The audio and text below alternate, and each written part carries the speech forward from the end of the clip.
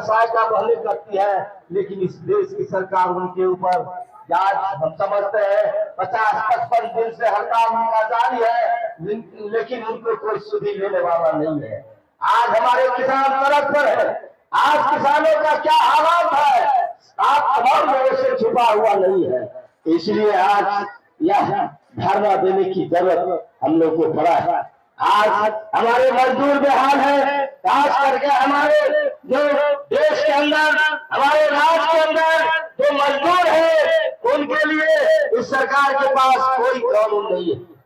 आज हमारे देश के अंदर जितने भी सार्वजनिक क्षेत्र हैं, उन तमाम क्षेत्रों को निजी क्षेत्रों में धकेला जा रहा है। हमारे मजदूरों की छटनी हो रही है। हमारे मजदूर आज रेट पर है, उनको रोजगार के लिए कोई व्यवस्था इस सरकार के द्वारा नहीं किया जा रहा है।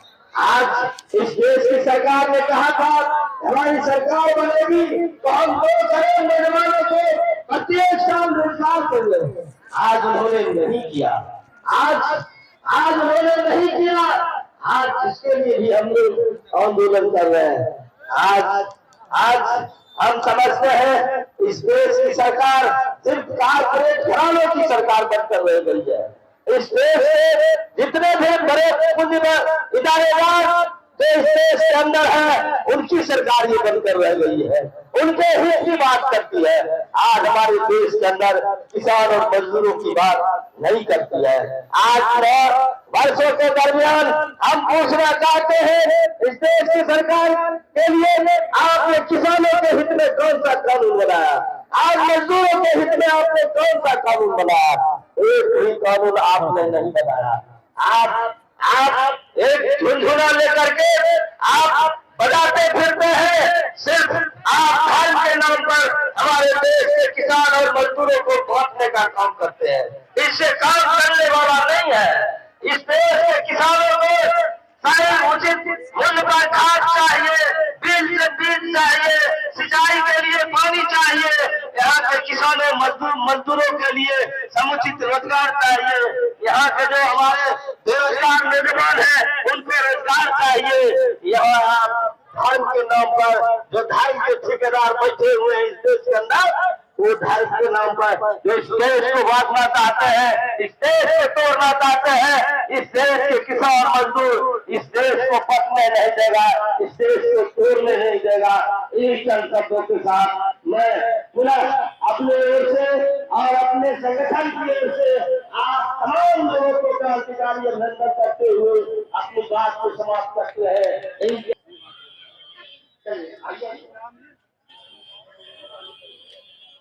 साथी सुल्तान पासवान जी को धन्यवाद। साथी कोपाल जी अपनी बात रखेंगे। साथी कोपाल जी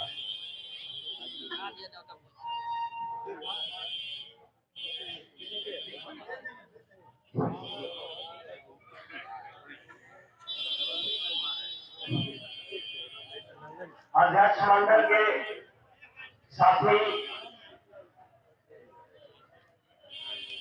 हमारे विभिन्न मजदूर और किसानों के प्रतिनिधि, मजदूर किसान भाई बहनों, इन सभी लोगों को बिहार किसान समिति की ओर से आज पड़ाव का तीसरा दिन है, तो आपको कोई सरकार की तरफ से कोई आश्वासन मिला? सरकार से हम मांगने के लिए नहीं आए हैं। ये केंद्र सरकार जो 9 वर्षों तक इस देश के किसानों मजदूरों के साथ वादा खिलाफी किया है, धोखा देने का काम किया है, गद्दारी करने का काम किया है, ऐसी सरकार से हमारी उम्मीद नहीं है जो हमारे मांगों को पूरा करे। बल्कि जो हमने मजदूरों ने किसानों ने लड़ करके हासिल किया, आज उसको भी वो छीनने का काम कर रही है। इसलिए अब सरकार को बदलने, सरकार की नीतियों को बदलने की लड़ाई, यानी अंतिम आर पार की लड़ाई हमारी सरकार केंद्र सरकार से शुरू हुई है। बिहार सरकार से भी बहुत सारी मांगे हैं, उनसे अपेक्षा है जो पूरा करें, नहीं तो हमारा संयुक्त किसान मोर्चा और ट्रेड यूनियन बिहार सरकार की भी जो मजदूर और किसान विरोधी नीतियां हैं आने वाले दिनों में उसके खिलाफ।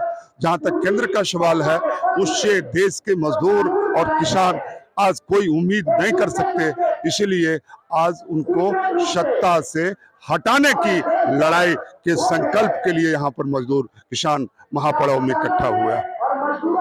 आप महापड़ाव में इकट्ठा हुए हैं। सरकार का कहना है कि किसान आतंकवादी हैं, देशद्रोही हैं, खालिस्तानी हैं और चोर डकैत है। इस पर आपका क्या मामला है? सरकार तो उनका इतिहास सारे देश की जनता जान चुकी है। इनके पूर्वजों ने देश के आजादी के आंदोलन के साथ गद्दारी किया। आज वो देश की परिसंपत्तियों को एक एक करके बेच रहे हैं। आज जो मजदूरों ने लड़ करके अपने हक में कुछ कानून बनाया, उसको छीन करके अडानी अंबानी के हाथों में वो दे रहे हैं। देश का जो बैंक है, सार्वजनिक संस्थान है, आज उसको लूटा जा रहा है, अडानी अंबानी के हवाले किया जा रहा है। देश के जल जंगल जमीन को भी आज उसको सौंपना चाहते हैं। इसीलिए गद्दार तो वो है जो इस देश के किसान मजदूरों का के साथ गद्दारी और धोखा देने का काम करता है। आप इस 3 दिवसीय किसान मजदूर महापड़ाव का आधिकारिक प्रवक्ता हैं, तो मुझे आप ये बताएं कि अगर ये डिमांड आज की बात समाप्त हो जाएगा, अगला कार्यक्रम क्या है आपका? ये अभी 24 अगस्त को केंद्रीय श्रमिक संगठन और संयुक्त मोर्चा का जो कन्वेंशन हुआ था तालकटोरा मैदान में, उसमें इस कार्यक्रम की घोषणा की गई थी। और फिर जनवरी माह में जो आगामी घोषणा होगा राष्ट्रीय स्तर पर, उसको हम लोग आगे लेकर के सफल बनाने का प्रयास करेंगे।